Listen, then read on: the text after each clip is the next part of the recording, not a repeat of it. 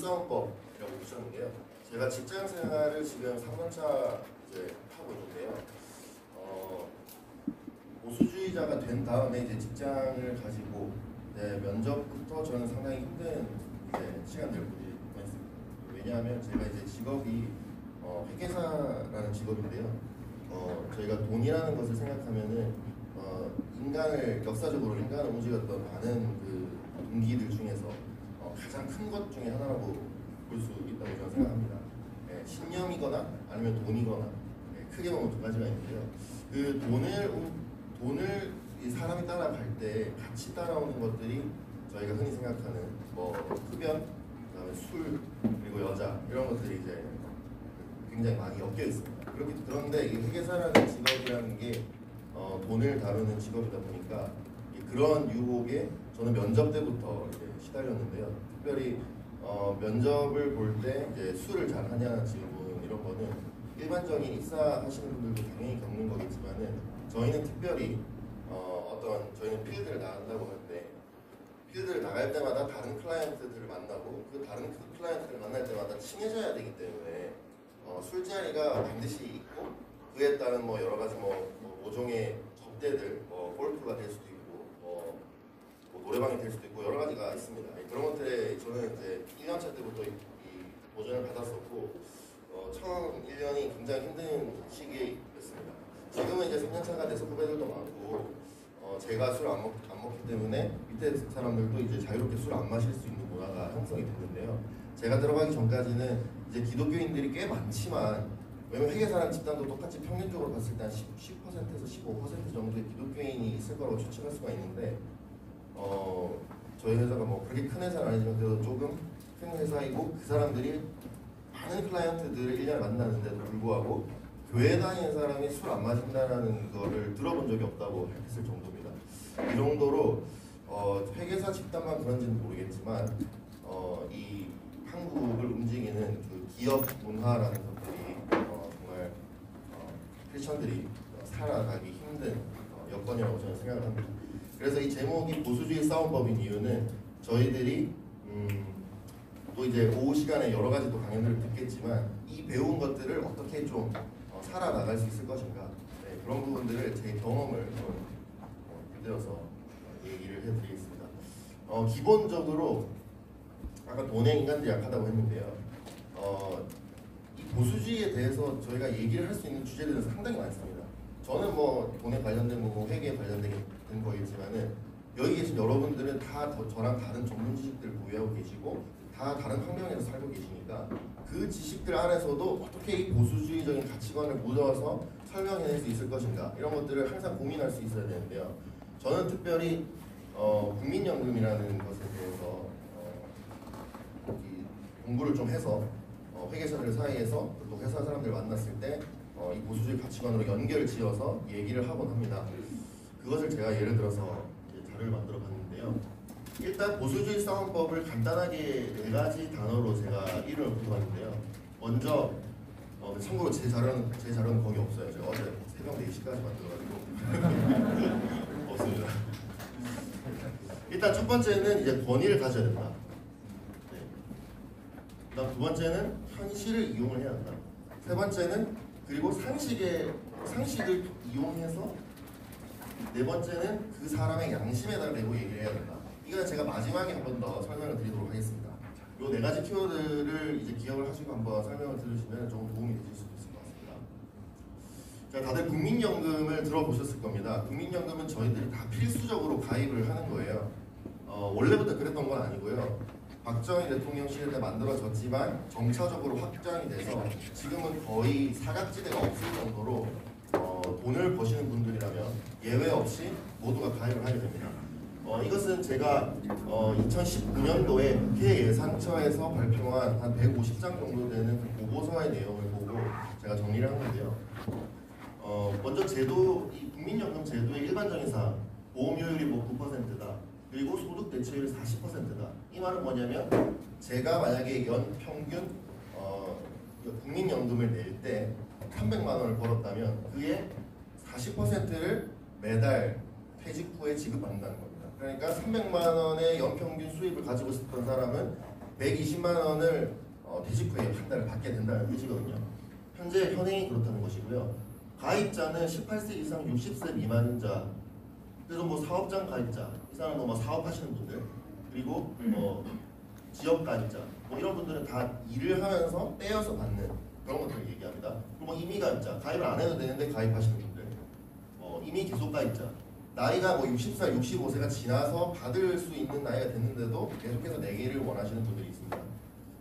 그런 분들이 이제 가입을 하게 되고, 이제 수급자는 뭐 나이가 들면 노령연금, 장애가 생기면 장애연금, 뭐 유족이 있으면 유족연금, 여러 가지 방식으로 국민연금이 지급이 되고 있습니다. 그래서 이제 밑에 조항을 보시면요, 국민연금 적용 제외자에 대한 설명이 있는데, 뭐 나중에 읽어보시면 되겠지만 사실상 제외되는 사람이 거의 지금은 없다고 보시면 됩니다. 그래서 저희가 국민연금이라는 이름을 쓰고 있어서 마치 저희가 자발적으로 연금을 가입하고 있는 거라고 생각할 수 있지만은 사실은 세금이라고 보시면 간단합니다. 왜냐하면은 사적 보험은 저희가 들고 싶어서 드는 거지만은 안 들 수 있잖아요. 뭐 안 들다가 만약에 자동차 사고 나면은 뭐 몇 천만 물어내야 되는 거죠. 근데 그걸 의무적으로 가입을 한다니까 이건 세금이나 마찬가지고요. 네, 세금이라고 생각하시면 간단합니다. 미국에서는 이걸 텍스라고 단어를 또 쓰고 있습니다. 근데 이제 요즘 기사를 보시면은 2020년 10월 14일 얼마 전이고요. 한겨레에서도 얘기하고 연합뉴스에서 얘기하고 국민연금 고갈에 대한 주제는 상당히 자주 얘기를 들어보셨을 겁니다. 국민연금이 고갈된다는 것이 무슨 뜻인가? 국민연금이 또 적자라는 것은 또 무슨 뜻인가? 그런 것들이 있는데요. 다들 보면은 뭐 국민연금이 고갈이 코앞이다. 그리고 뭐 국민연금 2056년에 고갈되는데 5년 전 전망보다 4년이 빨라졌다. 그리고 현행 유지했을 때 미래 세대가 보험료 30%를 부담해야 한다. 여기서 말하는 미래 세대는 지금 받고 계신 분들이 아닌 분들, 특히 20대에서 40대 사이이신 분들은 아직 국민연금을 받으시려면은 20년 정도를 더 있으셔야겠죠. 네. 그런 분들이 보험료 30%를 더 부담해야 된다. 그리고 여기 뭐 빠져 있는 거겠지만은 받지 못할 수도 있죠. 그러니까 아예 못 받는다는 것이 아니라 굉장히 작게 받는다는 뜻이에요. 그럼 국민연금이 어떻게 돌아갈까를 보시면요. 다 보진 않겠지만은 대충 보이는 것이 인구 전망이 들어가 있습니다. 그 레이저에 뭐 인구 전망 들어가 있고요. 가입자, 사실 지금 의무로 가입해야 되기 때문에 모든 사람들 가입됩니다. 그다음에 보험료 수입, 임금이 많아지면은 9%가 높아지겠죠. 그리고 보험료율 몇 %를 걷느냐 이런 것들이 수입 쪽을 차지하고 있고요. 그리고 여기 운용 수익이라는 것은 그 국민연금이라는 기금을 운용을 해서 1년에 뭐 6%를 이익을 냈다. 그러면 그것이 기금에 그대로 적립이 되는 형식이죠. 여기 적립이 있습니다. 반면에 나가는 것들은 뭐가 있냐 했을 때 사망률, 국민연금 받는 사람이 죽으면은 굉장히 뭐 애처롭죠. 안타깝지만은 저는 그냥 경제적인 측면을 봤을 때 죽으면 더 이상 국민연금이 안 나가니까 국민연금은 더 적립되겠죠. 근데 뭐 지금 계속해서 기대 수명이 높아지는 거예요. 그리고 연금 산식이라는 게 있습니다. 아까 말씀드렸던 소득 대체율 40%를 안 주고 나중에 30% 줄 수도 있지 않겠습니까? 그런 것들을 얘기하는 거예요. 자, 이런 식으로 돌아가는데요. 그 아주 쉽게 한번 도식을 해보면요. 가입자가 있고요. 가입자가 국민연금에 대해서 9%씩 냈죠. 그 기금이 형성이 됩니다. 이 형성된 기금이 수급자, 지금 당장 받아야 되는 65세 이상의 분들에게 가고요. 남은 돈은 주식에 투자를 해서 수익률을 내서 이 기금이 불어나기를 원하는 겁니다. 그렇게 되면 계속해서 진행이 되는 겁니다. 국민연금은 실제로 이것을 계속해서 진행하는 것을 목표로 하고 있습니다. 그런데 이 가입자를 차지하는 것은 출산율이 대표적인 있고요. 국제 순이동률, 신규 가입률, 보험료율 이런 것들이 있습니다. 그리고 수급자는 기대 수명, 소득 대체율, 수령 시기. 그러니까 나가는 것을 결정하는 요소들, 들어오는 돈을 구성하는 요소들입니다. 크게 보면. 그래서 이제 국민연금을 이런 식으로 전망합니다. 보시면요. 가입자 숫자가 지금 있고요. 수급자 숫자가 있습니다. 그리고 수입은 가입자로부터 나오겠죠. 지출은 수급자로부터 나오겠죠. 그래서 두 개를 빼서 재정 수지가 나오고, 그러니까 1년 동안 플러스 42조 원이라는 뜻입니다. 그리고 나머지 돈이 쌓여 있고요. 이런 식으로 구성이 되는데요. 지금 2060년까지 진행하는 것을 보면 가입자 숫자가 줄어들죠. 이거는 출산율이 떨어지기 때문에 당연한 거예요. 수급자 숫자가 늘어난다. 이거는 기대 수명이 늘어나고 특히 베이비 부머 세대가 이제 은퇴를 하게 되기 때문에 그런 것들이 반영이 되게 되는 거죠. 그러면서 지금 보시면은 재정 수지가 이렇게 2040년이 되면은 마이너스가 되고 이제 이건 적자인 거예요. 국민연금 적자인 거고 고갈은 아니에요. 왜냐? 적립금이 남아 있으니까. 그런데 국민연금 고갈은 54년 되죠. 이때는 적립금 비율이 빵이죠. 이거 없으니까요. 이렇게 되면은 이제 당장 걷어서 당장 내야 되는 그런 사태가 오는 거예요. 그래서 고갈과 적자의 차이점이 있습니다. 그래서 이대로 보시면요, 이대로는 적립금이 소진된다. 간단한 결론이 도출이 되는데요. 그래서 지금 국가에서는 이런 식으로 대책을 마련하고 있습니다. 2003년에 보시면 최초에는 1998년부터 시작해서 그 자료는 없지만 1차 개혁 내용을 보시면 소득 대체율을 줄였습니다. 돈을 적게 주겠다는 거예요.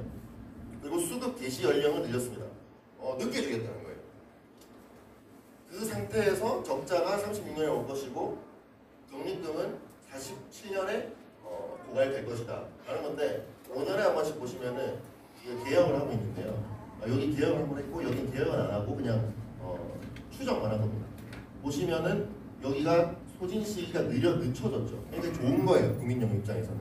근데 왜 그랬느냐를 보면 덜 주겠다는 거죠. 이게 덜 주니까 당연히 늘어나는 거예요. 그렇죠? 네. 그리고 그 다음부터는 건드리지 않았는데 유지가 되다가 4차 때 보니까 2년이 줄어서 여기 3년 줄었죠. 57년에 고갈된다라는 거거든요. 여기 이제 기존의 추계인데 이번에 국회 예산처에서 나온 자료는 이게 3년이 앞당겨져서 54년이 될 것이다 이런 내용인 거예요. 그래도 이러한 흐름을 늦추기 역부족이죠. 지금 이렇게 낮췄지만 어쨌든 고갈되는 건 고갈되는 거잖아요. 그죠? 그리고 저희는 여기 뭐 1980년대, 90년대생들이 있으니까 한 2070년까지는 살 거잖아요. 2060, 70년까지 살 거잖아요. 고갈되는 거죠. 그리고 저희 자식들은 다 못 받겠죠. 그래서 이제 개선 방법들이 뭐가 있느냐, 이 국회 예산처에서 낸 거예요. 그러니까 기존의 걸 보니까 이 답이 없는데 답을 좀 찾아보자. 기금 운용 수익률을 1% 늘렸을 때와 1% 줄였을 때를 한번 보는 거예요. 기존은 요 청록색 선을 보는데 54년에 들어야 됩니다. 그래서 1%가 기금이 더 수익이 나면 이때 더 늦춰서 소진이 된다. 만약에 수익이 안 나면은 더 빨리 소진이 된다. 너무 당연한 거죠. 근데 이거는 누구나 할 수 있는 얘기죠. 내가 지금 뭐 백 사고 싶은데 돈이 없는데 돈을 더 벌어야겠네. 이런 얘기예요. 그러니까 월급이 오를 거라는 걸 이제 생각을 하는 거죠. 이 기금 운용 수익이 잘 나올 것이라는 것을 장담할 수 없습니다. 주식을 그러면 누구나 성공하겠죠. 여기 보면 이들도 인정하고 있습니다. 1% 상승 시 보험료율 1% 상승과 유사한 효과가 나타난다. 중요한데 제도적으로 통제하기가 힘들다. 그래서 장기 전망하기가 힘들다는 거예요. 두 번째 개선 방법이 있습니다. 보험료율을 늘리겠다는 겁니다. 기존에 9%였는데 10%에서 13%까지 늘리겠다는 거죠. 그러면 당연하죠. 늘어나죠 이렇게. 뭐 당연한 얘기를 하는 겁니다. 돈을 더 걷으면 된다는 겁니다. 세 번째 방법이 있습니다. 소득 대체율 인상을 한다. 이거는 이제 개선 방법이 아니라 이제 반대로 가는 거죠. 줄여서 늘리는 쪽으로 간다는 거죠. 그래서 돈을 더 주면은 줄어든다는 걸 보여주는 거예요. 그러니까 돈을 덜 주면은 반대쪽으로 가겠죠. 요런 세 가지의 개선 방법들을 지금 국회 예산처가 말을 하고 있는데요. 종합을 해보면 뭐 여기 뭐 얘기를 해놨지만 앞으로 더 많이 걷겠다. 더 적게 더 늦게 주겠다. 그러면은 더 오래 갈 것이다 라는 거예요. 그리고 이 개혁안을 받아들이라고 국민에게 반드시 요구해야 돼 있어요. 그렇겠죠. 안 그러면 폭동이 일어나기 때문에요. 근데 이런 해결책 세 가지 말고 들으시는 분들 중에서 왜 이러한 해결책은 얘기를 하지 않을 것인가라는 의문이 드셨으면은 좀 생각을 잘 하는 것일 수도 있는데요. 근본적인 해결책이 아니니까. 근본적인 해결책은 무엇일까를 생각해 보면은 지금 여기서 제시했던 해결책 중에서는 뭐 신규 가입률이 있고 보험료율이 있고 기대 수명 뭐 이거는 어쩔 수 없고요. 소득 대체율이 있고 수령 시기가 있고 수익률이 있었죠. 근데 지금 국회 예산처에서 말을 하고 있지 않은 특별히 정부에서 얘기하고 있지 않은 부분은 이 출산율과 국제 순이동률에 대한 부분인데요. 이 출산율과 국제 순이동률에 대해서 한번 볼게요. 출산율의 현재 주소입니다. 1981년부터 이제 통계청 자료가 있어서 보면요. 이 출생아 수예요, 이거는. 출생아가 아까 30만 명이라고 하셨는데, 예, 대충 그렇게 됩니다. 예. 지금 뭐 이제 20만 명대로 줄어든 걸로 알고 있습니다. 보시면 여기가 30만이고 약간 낮죠. 그 다음에 합계 출산율은 가임비 여성이 일생 동안 몇 명을 낳느냐는 건데, 여기 뭐 숫자가 지금 이렇게 꼬리표가 안 나있지만 이게 그 0.92입니다. 2019년 0.92입니다. 한마디로 애기 안 낳죠. 출산율이 계속 낮아지잖아요. 이 국민연금 가입자 수는 낮아질 수밖에 없죠. 그리고 뭐 나 혼자 산다는 거예요. 이거는 혼인 건수입니다. 혼인 건수 계속해서 줄어듭니다. 추세가. 특별히 이상하게 왠지 모르겠는데 최근에 좀 많이 줄었어요. 나 혼자 산다라는 프로그램 때문인가요? 그리고 이혼은 이제 늘죠. 이때 뭐 복제했다가 어쨌든 유지가 됩니다. 절대 줄어들지는 않습니다. 결혼이 줄어들고 이혼이 늘어가고 비혼주의가 팽배하고 있습니다. 미래 인구 구조를 보겠습니다. 이것도 국회 예산처에서 추정을 한 건데요. 여기가 2017년부터 2020년까지고요. 여기가 35년, 여기 67년인데요. 뭐를 보셔야 되냐면 인구 숫자를 보시면은 3,900만까지 주는데 중요한 거는 구성비죠. 15세까지가 8%, 지금 14%인데 8%가 되고 나이 드신 분들이 46%가 되는 거예요. 이건 이제 다 받으셔야 됩니다. 국민연금 받으셔야 됩니다. 고령화 속도가 지금 엄청나게 빨라지고 있다는 거예요. 그래서 이 자료에 근거한 추정을 해보니까 이러한 자료에 근거한 추정을 한 거예요. 국회 예산처는. 보시면은 출산율이 0.15, 1.05, 0.98, 0.94 이거는 이 당시에는 지금 2018년까지가 이제 실질적인 자료이고요. 이 2019년부터는 추정인데 바로 틀렸죠. 여기부터. 여기 0.92였고요. 지금 2020년 0.84입니다. 상반기가. 그거 완전히 틀렸어요. 보시면 또 증가해요. 이게. 그러니까 이러한 자료를 통해서 국민연금을 추정을 해봤을 때 54년이 고갈이 된다는 겁니다. 그러니까 요거를 토대로 했을 때 그렇다는 거니까 실제로는 이것보다 더 악화할 수 있겠죠. 긍정적으로 지금 생각을 한 것 같아요. 그리고 기대 수명은 계속 늘어납니다. 이렇게 늘어나시는 걸 볼 수 있습니다. 이건 평균적으로 90살까지 국민연금을 받아 가셔야 되는 겁니다. 그런데요, 아까 말씀드렸듯이 2019년에 바로 틀렸습니다. 2020년에는 더 틀렸죠. 그러면은 이건 어떻게 믿죠? 지금 1, 2년 후 것도 당장 틀리는데 지금 뭐 67년이면 한참 남은 얘기를 1.27이라고 하면은 이거는 아무도 믿을 수가 없어요. 특히 지금 현실 상태로 간다면은 어디까지 떨어질지 저희가 1점대 밑으로 떨어졌을 때 조만간 괜찮아지겠지 했지만 바닥이 뭔지를 알 수 없을 정도로 계속해서 내려가고 있습니다. 행복회로를 돌렸다는 거는 이번에만 그런 게 아닙니다. 2012년에는 2020년에 1.35가 될 것이라고 장밋빛 추정을 했지만 지금 뭐라고 했죠? 0.84입니다. 2016년에는 좀 정답에 가까웠을까요? 예, 1.32라고 0.03을 줄였는데 택도 안 되는 소리예요. 여기에 중위, 고위, 저위에서 보면 이게 이제 중간 값이라는 거고 가장 낮은 값을 적용해도 1.10이면은 추정에서 한참 틀렸죠. 이번에만 이랬던 것이 아닙니다. 현실적인 추정은 그렇다면 2018년 출산율 0.98을 계속 간다고 추정도 했거든요. 여기서 이렇게 실제로 될지는 모르고요. 근데 어쨌든 이게 더 현실적이겠죠. 그리고 이게 저위축에 가장 최악의 상태를 가정하고 뽑은 그 숫자를 차라리 더 저희가 이 자료를 토대로 추정하니까 맞을 수도 있다. 예, 그런 말씀 드리는 겁니다. 출산율은 과연 회복이 가능한가? 보시면은 OECD 회원국의 2018년 합계 출산율인데요. 이스라엘 3.09 가장 높고요. 우리나라 0.98이고요. 19년 0.92, 20년 상반기 0.84. 예, 상대가 안 되죠.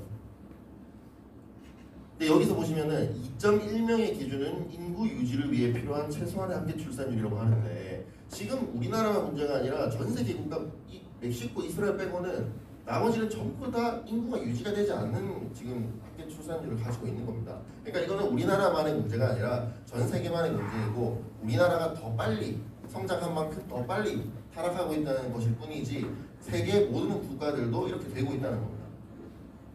출산율은 자료를 보시면은 1970년, 95년, 2016년인데요. 검은 색깔이 제일 과거죠. 하얀 색깔이 그나마 최근, 그리고 이게 가장 최근입니다. 전반적으로 계속해서 줄어드는 흐름을 보실 수 있어요. 예. 그러면서 몇 개 국가를 빼고는 네, 그렇고요. 몇 개 국가는 지금 보시면은 덴마크, 영국, 미국, 프랑스, 이스라엘 이 정도 나라는 지금 흰색보다 이 바가 더 높다. 조금 오르거나 유지를 하고 있다는 겁니다. 거의 모든 국가가 어쨌든 1.1 미만으로 떨어진 후에 다시 상승시키지도 못하고 상승시킬 방법조차 알지 못하고 있는 것 같아요. 우리나라의 출산 장려 정책을 보시면요. 셋째 낳으면 1,800만 원 준다고요. 경주. 경주 가야 될 것 같아요. 저는 셋째를 낳을 거기 때문에. 근데 이제 12년간 126조 원 투입했는데 출산율은 계속 떨어지죠. 그러니까 즉 돈을 준다고 해서 어떤 경제적인 유인을 준다고 해서 여성들이 아이를 낳지 않는다는 거죠. 그냥 남성들도 그렇게 생각하고 있고요. 출산율이 좋은 나라들을 그럼 한번 볼게요. 아까 전에 예시를 들었던 프랑스, 영국, 스웨덴, 덴마크 이런 나라들이 있는데요. 이 나라들의 공통점은 뭐냐면 2인자 비율이 상승하는 겁니다. 왜냐하면은 가입자 숫자가 줄어들고 출생아를 자국민이 안 낳는다면 많이 낳는 사람들을 받아들이겠다는 거죠. 대표적으로 이슬람 사람들이 많이 낳습니다. 그래서 이제 이따가 자료를 보실 텐데요. 런던 시장이 2016년에 첫 무슬림 시장으로 당선이 됐습니다. 이거는 우리나라보다 영국이 훨씬 빠르게 이 저출산 사태를 겪고 있었고 그에 대한 대안책으로 이민자를 받는 걸 선택을 한 거예요. 국민연금이 빵꾸 안 나야 되니까요. 국민연금 포함해서 모든 복지들이. 이거는 이제 독일의 자료인데요. 독일이 보시면 출산율이 떨어지다가 오르고 있어요. 근데 뭐가 오르냐 보니까 이민자 숫자가 급격하게 오르는 거예요. 그러니까 독일 사람이 늘어나는 게 아니라 이제 외국인들이 늘어나는 겁니다. 보시면 스웨덴은 2017년에 외국인 이민자 비율이 24%예요. 지금 이 나라들이 아까 전에 출산율이 어느 정도 커버가 되고 있다는 나라인데 보시면은 급격하게 이민자 숫자가 늘어나고 있어요. 이게 필연적인 결과죠. 막고자 하는 정치인의 어떤 의사 결정이 이러한 결과를 일으키는 겁니다. 홍콩도 보실게요. 홍콩 신생아 숫자가 계속 줄어들다가 아따 큰일 났다. 어떻게 했느냐? 중국 사람들을 받아들인 겁니다. 여기 보시면은 mother born in HK 홍콩의 산모가 이게 홍콩 사람인 거예요. 홍콩 여자들이 애들 계속 안 낳죠. 그러니까 어떻게 하냐면은 이제 중국 사람들이 오는 거예요. 그래서 이제 중국 사람들 기준이 이렇게 늘어나는 거죠. 그래서 출산율이 이렇게 올라가는 겁니다. 결국 이게 자살골 넣고 있는 겁니다. 결국 어떻게 됐느냐? 홍콩이 이제 이런 문제가 얼마 전에 터졌잖아요. 네. 친중인 국민들이 그러니까 중국인들이 늘어나니까 친중의 어떤 물결들이 생기는 것이고 그러면 친중의 표를 얻기 위해서 정치인들이 생기고 그 사람들이 보안법을 동의하고 이런 식의 흐름으로 되는 거예요. 아주 당연한 겁니다. 우리나라 이민자 현황은 추계를 보시면은 지금 2016년에 부모님이 72,000명이라는 숫자, 7만 명이라는 숫자가 19만 명으로 늘었죠. 우리나라 이민자 숫자가 계속 늘어나고 있다고 이미 국가들도 다 알고 있습니다. 연도별 국제 순이동 현황, 순이동을 보면은 늘어나는 게 우리나라에 많이 들어온다는 거예요. 그래서 27년까지 우리나라에 더 많이 들어오네 했는데 입국자의 대부분이 우리나라 사람이 나가고 있고 외국인들이 들어오고 있죠. 그리고 추정을 이렇게 하고 있습니다. 추정을 굉장히 외국인이 적게 들어오는 걸로 추정을 하고 있어요. 이유는 잘 모르겠습니다. 왜 이렇게 추정을 하는 건지. 그래서 우리나라 기사를 보시면 알겠지만은 외국인 주민이 220여 명이다. 20년 후에는 무슬림 신자가 많아진다. 그런 추정이 있습니다. 해결책은 무엇인가? 그러면은 저희가 다른 나라들의 해결책을 봤지만은 근본적 해결책이 아니라는 것을 제가 설명을 드렸죠. 이번에는 이스라엘을 그럼 볼게요. 이스라엘은 OECD 평균에 비해서 1970년 이래로 항상 월등히 높았어요. 이 원인이 무엇인가? 이스라엘의 원인은 사람들이 파악을 하려고 하지 않고 성공해내지 못하고 있어요. 왜냐하면은 저희는 유물론적인 가치관에 사로잡혀 있어서 물질적인 것들, 눈에 보이는 것들을 제공해주면 아이들이 높아질 것이라고 생각을 하고 있는데요. 이스라엘은 그런 게 없는 것 같은데 계속 높으니까 이거를 인정을 할 수가 없는 거예요. 그쪽으로 생각을 하지 못합니다. 가치관 때문에 그런 걸까? 이런 생각을 어떤 학문적으로 하기가 힘든 것 같아요. 지금 어떤 판 자체가. 그럼 이스라엘은 뭐 다른 이유는 없겠죠. 사실은 가치관의 확률이 굉장히 높다고 저는 생각합니다. 무슬림의 출산율이 높은 것은 왜일까? 이런 생각을 해보셨나요? 이스라엘 출산율이 왜 높을까? 금전적 지원이 많아서인가? 여성에 대한 인권 의식이나 복지 수준이 높아서인가? 우리나라가 차 주고 집 주고 돈 먹고 살만해지면 출산율이 올라갈까? 이러한 질문들 생각을 해보면은 앞에 자료들을 본 결과 물질적인 요인이 문제가 아닌 것 같다 이런 결론에 다다르게 되죠. 특히 무슬림의 여성들의 여성 인권은 밑바닥이기 때문에 여성 인권과 출산율이 비례한다. 절대 그 말에는 동의를 할 수 없습니다. 여기 보면은 그 국회 예산처의 자료가 실제로 이렇게 얘기를 하고 있습니다. 정부 정책 변화는 가치관이나 태도의 변화에 의해서도 인구 변동 요인의 추세가 변할 수 있다고 추측을 하고 있지만은 어떻게 논문으로 내지는 못하는 것 같죠. 수치화할 수 없다고 생각하는 것 같습니다. 저는 해결책을 여기서 봤습니다. 가치관이나 태도의 변화. 저희가 보수주의 가치관을 가지게 되면 저희가 당연히 생명을 사랑하는 마음이 들고 낙태를 줄이고 필요한 관계만 하게 되고 아이를 염두에 둔 성관계만 하게 되고 이렇게 되면은 저희가 낙태도 당연히 줄어들 것이고 출산율도 당연히 늘겠죠. 가치관적인 부분을 저희가 보수주의 가치관에 접목시킬 수 있다는 겁니다. 미국이 얼마 전에 대법원 인준을 받은 에이미 코니 베럿이라는 분인데요. 이분이 40대 아주 젊은 나이에 사법부 최고의 위치에 등극했습니다. 그녀는 왜 5명의 아이를 낳고 2명의 흑인을 입양했습니다. 또 막내는 다운 증후군인데 그 아이가 다운 증후군인지 모르고 낳았을까요? 미국은 가장 의료 선진 국가고 또 이 사람은 백인이기 때문에 얼마든지 안 낳을 수 있었겠죠.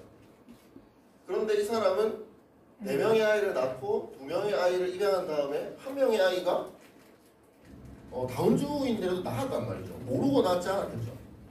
요즘 우리나라 초음파 테스트 이런 거 하면 다 알지 않습니까?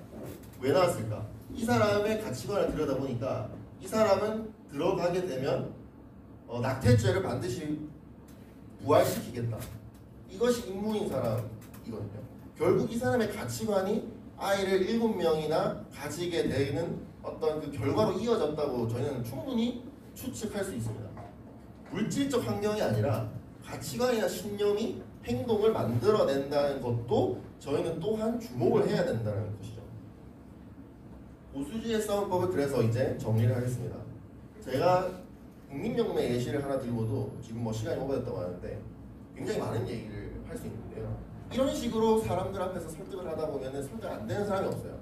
제가 처음 들어갔을 때 저희 팀 20명 중에서 좌파 19명, 우파 저 1명이었는데요. 지금은 한 5명 정도가 제 가치관에 동의를 하고 밥 먹으면서 편하게 이제 세상 돌아가는 것에 대해서 웃으면서 얘기를 할 수 있을 정도로 분위기가 바뀌었습니다. 먼저 저희가 해야 될 일은요. 상황을 직시해야 된다고 생각합니다. 보수주의적 가치관이 상식이 아닌 시대임을 저희는 인정을 해야 됩니다. 지금 저희가 밖에서 얘기하기 힘든 이유는 저희 가치관이 다 다르게 생각하고 있다는 걸 저희가 다 알고 있기 때문이에요. 그리고 인정받지 못할 것을 알고 있기 때문에 얘기하기가 두려운 거죠. 인정해야 됩니다. 근데. 두 번째, 보수주의자의 권위가 없다. 보수주의자들이 행동과 생각을 일치하지 못한 채로 수십 년간 살아왔기 때문에 저희 이제 말발이 없는 겁니다. 교회 다니는 사람이 뭔가 다를 거라는 기대조차 하지 않고요. 옛날에는 뭐 교회 다니는 사람 술도 안 마시고 뭐 여자들도 막 안 만나고 그랬다면은 지금은 똑같기 때문에 봤을 때 여러분들 밖에서 봤을 때 교회 다니는지 안 다니는지 알 수가 없습니다. 그 권위가 없습니다. 특별한 권위가 없죠. 똑같은 사람입니다. 교육, 언론, 정치, 교회를 저희는 지금 다 뺏겼다고 저는 생각을 하고 있습니다.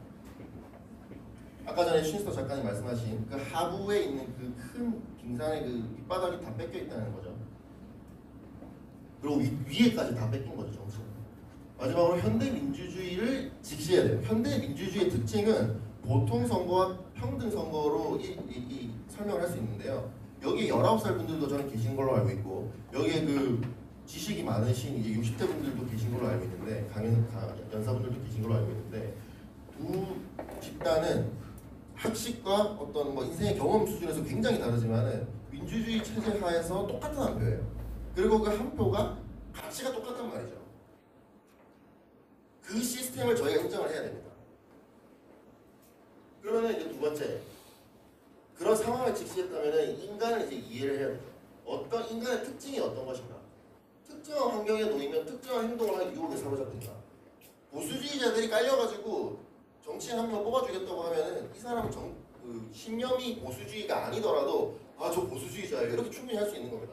환경을 세팅을 해야 되는 거죠. 여기 와서 좌파가 무슨 말 못하겠죠. 여기 전부 다 보수주의자들이죠. 그런 거랑 똑같은 거죠. 환경을 그러니까 보수주의자들로 팍 채우기 시작하면은 정치인들이 자기 신념대로 못하고 좌익적 사고관을까지 신념대로 못하고 오빠정 목소리를 낼 수밖에 없는 거예요.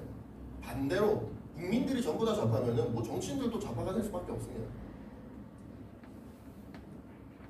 그런 환경에 놓이더라도 몇몇 분들은 자기 신념에 따라서 행동하겠죠. 저희는 근데 그런 분들만 기다릴 수는 없죠. 그런 분들이면서 동시에 환경까지 조성을 해줘서 좌익적 얘기를 하지 않으실 환경을 만들어주는 방어적인 방식으로도 접근을 해야 됩니다. 사실 지금 신념과 양심에 따라 보수주의자 얘기를 하면은 국회의원 재선을 실패합니다. 그 다음에 사람들은 권위 있는 사람의 말을 기울입니다. 아까 전에 크리스천들이 권위가 없다고 했는데 크리스천들이 권위가 생기기 시작하면은 그때부터 저희들의 얘기가 먹히기 시작하는 거죠. 옳은 것을 추구함. 사실 포스트 모더니티에 따라서 옳고 그름 없다고는 하지만 그들은 사실 옳고 그른 거가 뭔지 알고 있어요. 말은 그렇게 하지만 그래도 그건 아니지. 마지막입니다. 현실의 적용을 어떻게 할까요? 그러면 제가 이제 몇 가지 이제 저희 대한민국을 위한 질문들을 제가 생각을 해봤는데요. 첫 번째, 좋은 지도자는 태어나는 걸까요? 만들어지는 걸까요? 저희가 예수님이 통치를 하시면은 그분이 독재를 하셔도 상관없지만은 그분은 이제 선천적으로 그러신 분이니까요. 근데 인간은 그렇지 않죠. 환경에 얼마든지 노출이 되고 그 놓여져 있는 환경에 따라서 정치적인 판단을 충분히 내릴 수가 있습니다. 그러면은 좋은 지도자를 저희가 기다릴 게 아니라 뽑을 사람이 없네가 아니라 그 사람이 저희 목소리를 내지 않으면 당선이 못 된다는 것을 인지하게 만들어야죠. 두 번째, 대한민국의 현 상황을 어떻게 회복시켜 나갈 것인가. 저희 각자의 자리에 있는 그 자리에서 한 사람씩 설득하는 것. 그렇게 해서 민심을 만들어내는 것이 저는 해결책이라고 생각하고요. 세 번째, 다수가 동의하는 것은 항상 진리일까? 제가 아까 말씀드렸듯이 19명이 좌익일 때 저번에 민주당 찍는다는 소리 하고 있었어요. 정의당도 많았고요. 근데 거기서 저는 그냥 제 소신껏 얘기를 했더니 상식적으로 설득이 되더라고요. 다수 19명이 민주당 찍는다고 해서 민주당이 진리가 아니죠. 두려워할 필요가 없는 것 같습니다. 마지막으로 사람들을 설득하려면 어떻게 해야 될 것인가? 권위를 챙겨야죠. 권위를 어떻게 가질까요? 맡은 일에서 절대 밀리면 안 되죠. 야근도 불사해야 됩니다. 저는 양을 거의 몸에 달고 살고요. 절대 일에서 뒤지기 싫기 때문에 가장 열심히 일을 하고 술자리에도 다 참가합니다. 회식도 일자리라고 생각하기 때문에.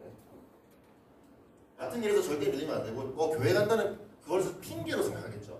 그러면 그 사람들이 핑계로 생각하지 않도록 사실은 조금은 일에 좀 저는 투자를 해야 된다고 저는 생각합니다. 두 번째, 언행일치. 말하는 게 있으면 일치를 해야죠. 그걸 일치하면 바로 권위가 사라지는 거죠. 자기관리. 저도 자기관리가 잘 안 되긴 한데 살이 너무 쪄서요. 깔끔하게 입고 다니고 뭐 예쁘게 하고 다니고 그것도 어떤 권위 중에 하나가 될 수 있죠. 근데 현실을 이용해서 권위가 이제 있으면은 이제 현실에서 어떤 예를 들어 국민연금 세상에 관심을 가져야 됩니다. 성경책 당연히 읽어야죠. 그거는 보수주의자고 크리스천이면 당연히 해야 되겠죠. 하지만 세상이 어떻게 돌아가고 있는지 저희는 계속해서 관심을 가질 필요가 있어요. 그리고 상식으로 접근해야 됩니다. 사람들이 알아먹는 언어로 설명해야 되는 거죠. 지금 아까 말씀드렸듯이 보수주의 가치관은 거의 없습니다.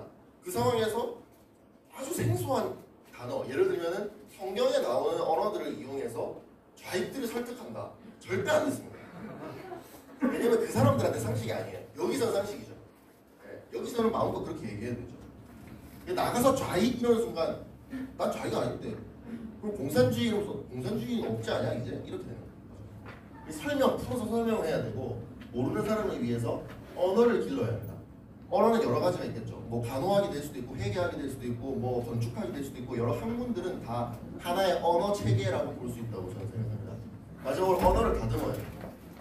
뭐 굉장히 과격하게 설명하시는 분들이 되게 많은데요. 그렇게 하면 애초에 길을 닫습니다. 언어를 다듬어서 그 사람이 어떻게든 듣도록 하는 연습이 필요하죠. 저는 그래서 좌파보다는 뭐 진보 진영 뭐 이런 식으로 좀 입에 익숙하게 좀 붙이려는 노력을 굉장히 많이 하고 있습니다. 그다음 마지막에 양심의 대본인데요. 감정에다 대고 얘기할까 두려워하면 안 됩니다. 그 사람이 내가 이 얘기를 하면 감정 상하지 않을까? 그렇게 해서 대부분 얘기 못 하게 되죠. 근데 그게 아니라 딱 말씀드리면 저는 회계사님 예를 들면 이런 거죠. 여자 회계사가 있는데 비혼주의고 뭐 비출산주의예요. 근데 저는 낙태와 문제점과 비혼주의 문제점을 그 사람과 편하게 얘기해요. 왜냐면 그 사람은 기분 나쁠 수 있을 거라고 얘기하기 힘들겠죠, 처음에. 근데 그게 아니죠. 회계사님, 제가 회계사님을 합격적으로 싫어하고 감정적으로 싫어하는 게 아니라 상하게 하려는 것이 아니라 그냥 합리적인 접근법에서 봤을 때 이게 문제입니다. 우리나라가 앞으로 국민연금이 고갈됩니다. 이렇게 설명하면은 전혀 기분이 안 나빠져.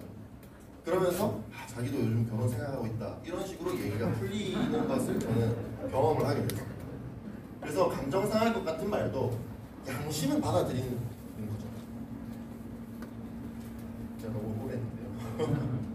여기까지 하겠습니다. 감사합니다.